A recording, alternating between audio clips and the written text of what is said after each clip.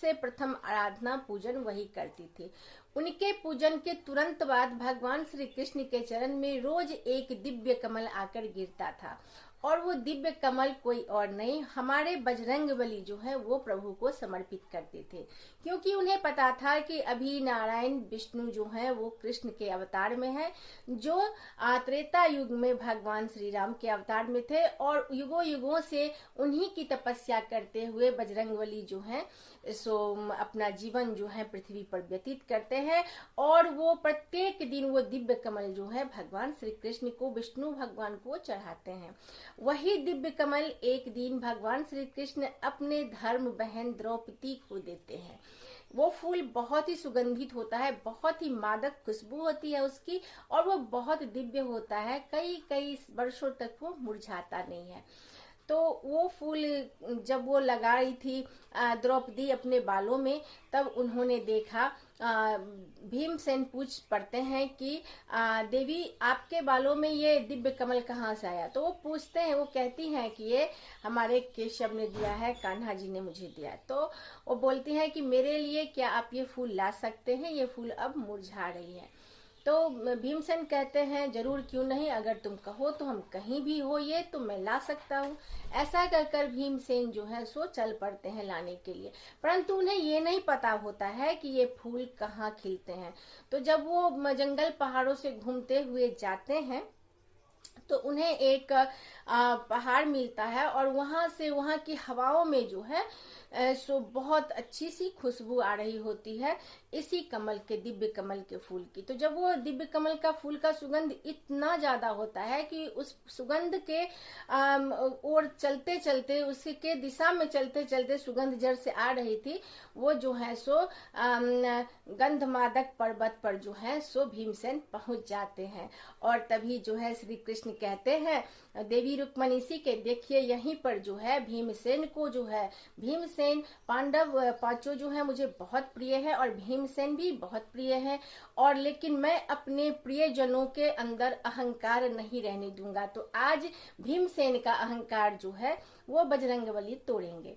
तो देवी रुक्मणी कहती हैं कैसे? तो वो कहती हैं देखो देवी कैसे? तो देखते हैं कि जब भीमसेन जो है गंधमादक पर्वत पर पहुंचते हैं तो वहां पर वो जाते हैं, तो वहां पर जो सरोवर रहता है, वो गंधमादक पर्वत पर जो वो दिव्य सरोवर रहता है जिसमें दिव्य कमल फूल खिलते हैं प्रभु के लिए, वो उस फूल का जो रक्षक होता है उस सरोवर का, वो गंधर्व रहते हैं। तो गंधर्व उन्हें रोकते हैं कि ये दिव्य कमल मनुष्य के लिए नहीं है, आप इसे नहीं ले जा सकते हैं। तो भीमसेन कहते हैं ये किसी के लिए भी हो, परंतु मैं तो इसे लेकर ही जाऊंगा।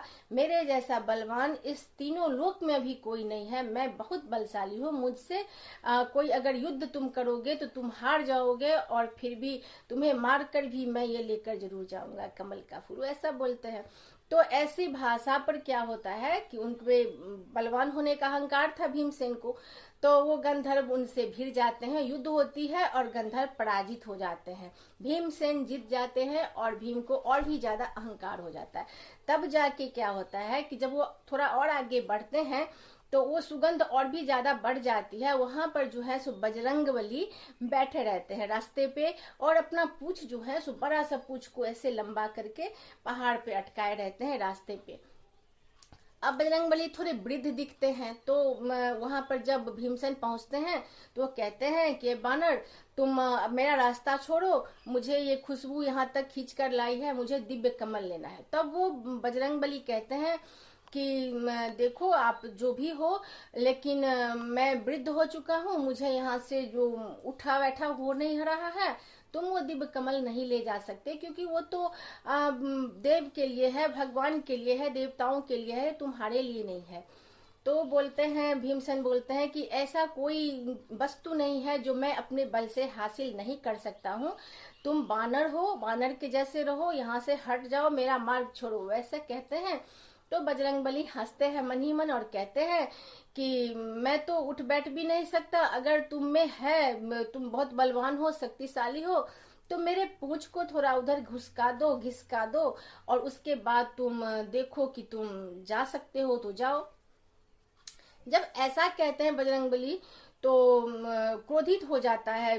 भीमसेन जो है सो बहुत ज्यादा क्रोधित हो जाते हैं और वो बोलते हैं क्या जो मैं आपको उठाकर यूं ही फेंक दूंगा और आप मेरी पूंछ उठाने के लिए बोल रहे हैं, और भी ज्यादा अहंकार झलक रहा है। अब भगवान और रुक्मणी देवी दोनों हंस रही हैं। अब क्या होता है कि वहां पर जब बजरंगबली बोलते हैं कि अगर तुम नहीं उठा सकते हो, बहुत बलवान हो, तो मेरी पूंछ को काट दो और काट कर फेंक दो। तो वो बोलते हैं भीमसेन कि मैं इतना अभद्र नहीं, मैं इतना अज्ञानी नहीं कि एक वृद्ध बानर का पूंछ को काट दूं और एक वृद्ध बानर पे मैं हाथ उठाऊं। तुम हट जाओ यहाँ से, नहीं तो मेरे साथ तुम्हें युद्ध करना पड़ेगा। ऐसा जब कहते हैं तो बजरंगबली कहते हैं मैं वृद्ध हूँ, मैं तुम्हारे साथ कैसे युद्ध कर सकता हूँ।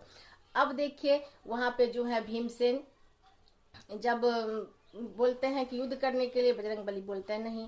तो बोलते हैं कि क्या है, तुम तो ऐसे ही मुझे उठाकर फेंक सकते हो, तो तुम मुझे थोड़ा साइड कर दो, बगल यहाँ से हटा दो और तुम अपना मार्ग अपना लो। जैसे ही बजरंगबली की पूंछ को उनकी हट को मानकर भीमसेन जो है उनके पूंछ को उठाने के लिए जाते हैं। वो अपने पूरा बल लगा देते हैं, पर पूंछ जो है बजरंगबली को टस से मस नहीं होती। जब वो टस से मस नहीं होती है तब उसे दिव्य ज्ञान हो जाता है भीमसेन को। वो सोचते हैं कि ये कोई साधारण तो बानर है नहीं। तो वो जो है सो कुछ देर सोचते हैं, कुछ मिनट, और फिर उसके बाद जो है बजरंगबली के थोड़ा नजदीक जाते हैं और कहते हैं कि हे कपिश्रेष्ठ, आप बताइए कि आप कौन है। आप कोई साधारण बानर तो है नहीं, क्योंकि मैंने अपना पूरा शक्ति, पूरा बल लगा दिया, पर आपके पूंछ को मैं हिला भी न सका। तो अब आप बताइए, मुझे दर्शन दीजिए, मुझ पर कृपा कीजिए कि आप कौन है। तब बजरंगबली जो है सो उन्हें अपना दिव्य स्वरूप का दर्शन देते हैं कि मैं कौन हूँ, मैं तो एक तुच्छ बानर हूँ, राम भक्त हनुमान हूँ मैं।